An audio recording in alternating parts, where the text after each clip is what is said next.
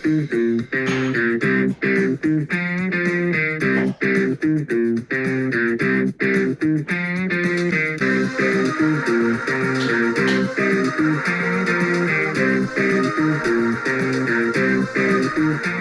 guys, welcome back to this channel, and today I'm giving you my all 11 Spider-Man and Venom movies ranked from the worst to best. There will be minor spoilers for each of these movies. I'm assuming you've probably seen them, so I'm probably going to spoil anyways. No Way Home, I'm going to try to keep it spoiler-free, and I might tell you when I'm going to start talking spoilers. So, not much to say, but I guess we can get into it. Coming in at number 11, we have the amazing Spider-Man 2. I would not call this film amazing. It is just meh. To be honest, I don't hate it like other people do, but the problem here is it's just a mess. There are so many plot lines, like literally this could have made for two full-length movies that are about 2 hours and a half long. Like in this movie could have been the Electro plot line, you could put maybe a bit more Rhino stuff, you could have introduced Black Cat, you could have put MJ in, and then maybe, and then the next movie could have done Green Goblin, and the whole Parker's parents thing, because they don't do very much with that here. Overall, some of the action sequences are great. I do love the final battle. I really like the one in Times Square, but I think a lot of other ones, like the one at the Rhino sequence, it's less so the action sequence itself, more what it's playing against. It cuts, literally, this movie cuts from a dramatic sequence, like kind of like a James Bond spy sequence and a plane at the very beginning, to this very goofy little action sequence around New York City, and that cuts to Gwen Stacy giving a pretty heavy speech about death. What? Overall, this movie's a mess. Tones, plot lines, everything. And overall, it's still fun and enjoyable, but it's not amazing. Coming in at number 10 was Venom. Really, the bottom three, to be honest, are all kind of tied. This one, I did not know where to place. This is the only one I don't think I rewatched, because I just had no interest in rewatching it. Even The Amazing Spider-Man 2, I would rewatch over this one, to be honest. But I put this one ahead, because I think it's a bit more enjoyable. I think it's a bit cleaner. But the biggest problem is the first half. Literally, nothing happens much in the first half. The second half is a little bit of a different story. But the first half, you get Eddie eating an eel, which is a bit odd, and it just doesn't quite work. And the Carlton Drake in general is not that good of a villain. Riot in general, I don't think is a very good villain. And overall, this movie, it's fine. I think the bromance between Eddie and Venom, I think that car chase action sequence or whatever it is in San Francisco, that one's a lot of fun. Everything else just kind of forgettable. Riot, as I said, not that good. The final battle, it's literally just two blob thingies or symbiote that look pretty similar, whether it's dark gray or black, and on a dark setting and at nighttime, and it just doesn't work. And overall, this movie just doesn't work. Coming in at number 9 is Spider-Man 3. As a whole, this one, I think it's just okay. I think I liked it a lot more on second watch than I did in first watch. The thing is, this one is that a lot of the character stuff works, whether it's between Peter and MJ, Peter and Harry, MJ and Harry, all that sort of works. And I think there's some pretty cool action sequences, like this. A lot of the Sandman ones are pretty cool. I think the ending action sequence is pretty cool. But I think the problem is the main symbiote plot line really just goes nowhere in the middle of the film, except it does go somewhere, but the places it does go are very bad. Whether it's, you have the whole Sandman thing, which Sandman just kind of disappears for the 4/5 of the movie, or for about he disappears for a good chunk of the film after he goes through that water, or he goes through the sewers, and then he just kind of shows up at the end not doing anything, which is kind of how I felt in No Way Home too. So overall, I don't love this movie, but it's okay. I think the CGI is not very good. I think the biggest problem here, the first one took away a lot of the second one took away a lot of the problems I had with the first one, with the cheesiness, some of the campiness, and some of the CGI weren't very good. And this one brought back a lot of the problems I had with the first one. It has not so good CGI, especially in the action sequence with New Goblin and Peter at the beginning, and some of the other ones, action sequences really don't work. The symbiote CGI, especially with the thing keep revealing Topher Grace's face, is not good whatsoever. I don't think anyone likes that. None of the villains are all that good. I don't care for Sandman all that much. I don't care for Venom pretty much at all. I do like the symbiote itself. I don't like Eddie Brock whatsoever. I think Topher Grace is not a good casting choice. New Goblin is alright. I'm going on for a bit too long, but I think that Raimi does nail the character stuff. And you do have sparks of the goodness of the first two, but it's not there at all. Coming in at number 8 is The Amazing Spider-Man. Overall, this is actually a pretty good movie, to be honest. It's just good. And I think Andrew Garfield and Emma Stone's chemistry is great. Both those actors are fantastic. The Lizard is a pretty forgettable villain. They just don't do much with him in this movie as well as No Way Home. There's some kind of interesting elements that they could go down, but instead they just have this plotline about the Lizard infecting the entire city and turning them into reptiles. That does not work whatsoever. And it's just very out of place with this pretty grounded feeling movie for the most part. I think this is even more grounded than the original Spider-Man until the finale. So, overall, I think this is still a good movie. I think the whole thing with Gwen Stacy's father works pretty well. And as a whole, it's a pretty focused film. The problem is it's a pretty much of a carbon copy of the original. With some added elements, he has web shooters instead of web coming out of his arm. You dive into Peter Parker's parents. You have the origin story or the spider biting him in one scenario compared to another, whether it's a field trip or at Oscorp. So I'm like, all right. I mean, it's enjoyable, but it's not one I really want to keep rewatching. This is probably the least rewatchable. I don't know, Venom probably is. But I think as a whole, this is still a pretty fun film. I think the suit looks great. I think Andrew Garfield's great. Emma Stone's great.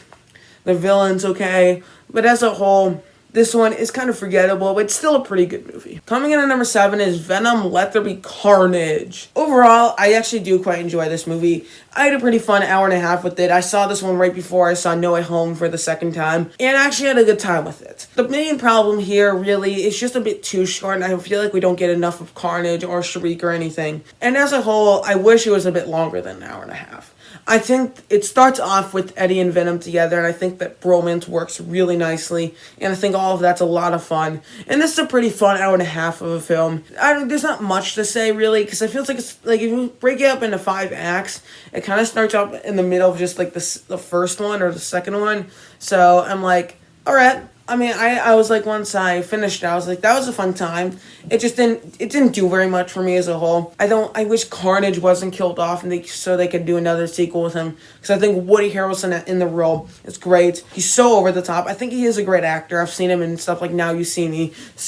And he was in Solo, and I think he's a pretty good actor in those, as well, especially this too. And I think some other villains like Shriek was very forgettable, and I wish they did a little bit more with all these villains. And in many ways, I don't think Carnage is that good of a villain, even though Woody Harrelson I think is great in the role. But as a whole, this is still a pretty fun film. It has a lot of great Eddie and Venom moments, and as a whole, I do quite enjoy this one. Coming in at number 6 is Spider-Man Far From Home. I enjoyed this one enough in the theaters. I thought it was okay. I think it gets better on each rewatch because you can accept some of the bad storytelling on each rewatch. And to be honest, I still have a good time with it. And I think it works better as a Spider-Man movie than Far From Home does. I think Mysterio is a great villain. At least Jake Gyllenhaal is great. Mysterio was alright.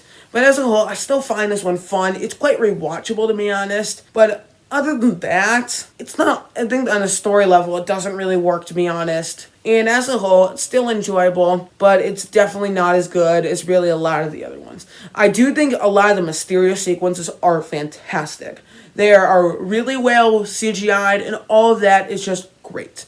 Other than that, a lot of the other action sequences kind of fall flat, like the one with the water. It's still good, but it's not great. But as a whole, it's still a fun film. I think some of the moments with Peter and MJ are pretty funny and awkward, but it kind of works in the end. Him going to Europe is pretty cool, but it's not a great, Spider-Man setting, because until the end, you don't get any web slinging, to be honest. And there's a cool-looking scene in the trailer that they cut out, I was a little surprised that wasn't in the movie, because it looked like a really cool scene from the trailers. So, I don't know. I kind of mixed all over the place on this one. It's still enjoyable, but it sacrifices credibility to set up funny moments and make the story work. Coming in number 5 is going to be Spider-Man Homecoming. I dropped this one down a bit since I would have last thought it would be. And as a whole, I still really enjoy this one. This one's just as fun as Far From Home. I think it's, if not more fun. The biggest problem here, The action sequences are not that good. I wish this one had much better action sequences. Other than that, I don't really have any huge problems with this. Vulture is a great villain, better than I ever thought he could have been. I think I've seen pictures of him in the comics. He looks kind of goofy.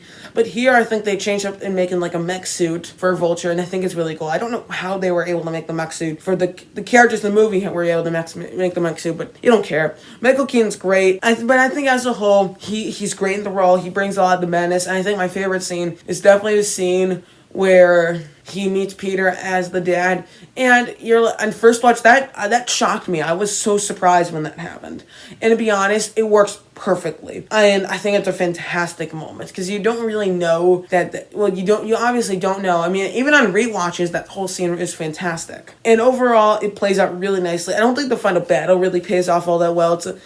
It feels like it's a heist sequence, so it doesn't quite work. And overall, I still find this movie fun. But the problem is, it's not quite that good of a Spider-Man story because of the gadgets, really. I don't care for it.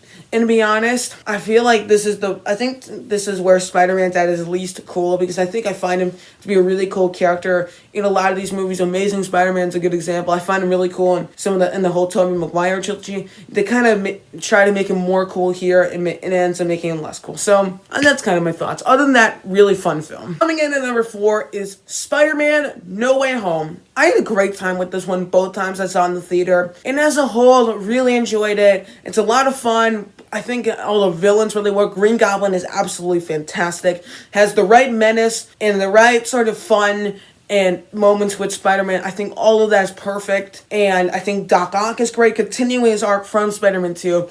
Electro is better than ever. He's much better than he was in Amazing Spider-Man 2. And I think they bring back a lot of the power. And I think the fact that he is a really powerful villain, and he'd be the perfect, I think of any of the villains, he's kind of the perfect villain that you'd want to put all 3 Spider-Men up against. And that really works here. And as a whole, really enjoyed all the villains. Lizard and Sandman are all kind of forgettable, but other than them two, I think the other 3 are fantastic. And overall, that all really works. Spoilers coming in 3, 2, 1. So, overall, I think after Aunt May dies, the movie really gets into motion. Or really after Norman Osborn snaps back into Green Goblin, it starts to get into motion. I think a lot of the action sequences are great. But I think one of the action sequences, like the one with Doctor Strange and Spider-Man, it looks really cool. But as a whole, I don't think that there's any way that Spider-Man would ever beat Doctor Strange, especially when Doctor Strange is in control. I don't know. But as a whole, really enjoyed all of that. I think all the Spider-Man showing up is fantastic. Toby and Andrew are both amazing here. Tom is also great. I think all the characters work for the most part. And as a whole, I think it brings the emotion when it needs to, has the fun moments when it has to, and unlike a lot of other MC movies, it doesn't throw a joke in the middle of an action sequence. They sort of do, but it doesn't really cut the tension, like with Andrew Garfield saying, "I love you guys." It's still a lot of fun. And I think the little moment with Andrew Garfield saving MJ was a fantastic moment. And overall, it has the payoff. It's such a love letter to the fans, and I had a great time. But the problem is, the reason why I bumped it below number 3 is because, first one, I don't know how often I'm going to want to rewatch this. Second, I don't know how it's going to age, because I think, even though I can't say my number 3 ages all that well, I don't know how this one's going to age, because this is one of those movies that's designed to be seen in the theater, and I don't know how it's going to play for me at home. We'll see. But overall, I had a great time, and I am excited to see it again once it comes on home video. Coming in at number 3 is Spider-Man 2002. Overall, this movie presents a very great origin story for Peter Parker as this normal kid who randomly gets bitten by this radioactive or enhanced spider, and then it does the premise really nicely. All the characters are pretty great for the most part. I think the ending really works with Harry Osborn wanting to exact revenge on Spider-Man, and I think Tobey Maguire is great in this movie. Willem Dafoe as Norman Osborn / Green Goblin is absolutely fantastic. He can do the cool lab scientist father side of Norman Osborn, and he can do the maniacal, fun, and crazy side of Green Goblin, and he pulls it off perfectly. No Way Home also really improved this character too, and made this movie even better. And overall, I find this movie to be really rewatchable, really entertaining, and it's still a great Spider-Man movie. The reason why I don't think it's number 1 is because none of the action sequences really stand out. They're good, but I don't think any of them are like best of the franchise. I also think the suit of Green Goblin looks a little cheesy, and I think the special effects aren't all that good, which are stuff they do improve on quite a bit in Spider-Man 2, but they're not so good in this movie, and that's kind of a big problem. Coming in at number 2 is Spider-Man Into the Spider-Verse. This movie takes a look at this very wacky and weird concept with these wacky and weird visuals and makes it fantastic. I think all of the characters work when they all come together. I think it's all fantastic. A lot of the action sequences are really cool. Kingpin is a pretty great villain. Prowler's an even better villain. I think the character of Peter B. Parker takes what the Thor Bowski plotline did in Endgame, and where that movie played it as more of a joke for comedy, this movie takes it seriously and actually plays it more as a broken character, sort of. And I think it works pretty nicely. I think all of the actors are pretty good in their role. I like Miles Morales as a character. I think they do something quite a bit different with the origin story, with him still getting bitten by the spider, but doing it quite a bit differently than they did with Toby and Andrew. And I think all of that is really nice. This is a very fun movie. Not the most rewatchable, which I think that's why it's not number 1. But other than that, this is a great Spider-Man movie. As a whole, I used to think this movie was pretty overrated, but as I think each watch, I like it even more and more. I think, as I said, Kingpin's a good villain. I don't like the look of him, but other than that, that's like my only real problem with him. And overall, great Spider-Man movie, and I can't wait for the sequel. But coming in at number 1 is Spider-Man 2 2004. Really enjoy this movie. I think it's absolutely fantastic. Doc Ock is a fantastic villain who makes these tentacles and expects nothing to go wrong, and then something ends up going wrong. Great little premise for a villain. I think he works perfectly. Train action sequence is absolutely fantastic. All the character drama between Peter and MJ works for the most part. I think also the drama between Peter and Harry works again, and I think all that is fantastic. And the only thing I just don't really care for all that much is the plotline involving Peter losing his powers because he's bummed out. Other than that, no real problems here. And I think honestly, I actually like the whole thing with Peter losing his powers because it works in light of this movie where he kind of has to, because he's trying to balance out being Peter Parker versus being Spider-Man, and I think this movie plays with that perfectly. I think all the characters are great. As I said, that train action sequence is absolutely fantastic. And overall, I really, really love this movie. I think it's very rewatchable. I think the reason why it's number 1 is that, as I said, Not Far From Home, Into the Spider-Verse is a great movie, but not the most rewatchable. But this one's endlessly rewatchable. Probably the most rewatchable movie on this list, other than maybe the Tom Holland ones. But I think this is a great Spider-Man story, great web slinging, great score, and I think it makes for a fantastic Spider-Man movie. Share your ranking in the comments below. Which one's your favorite? Which one's your least favorite? Let me know. So thank you guys so much for watching. Don't forget to like, share, and subscribe, and comment down below. And I'll see you guys next time. Adios.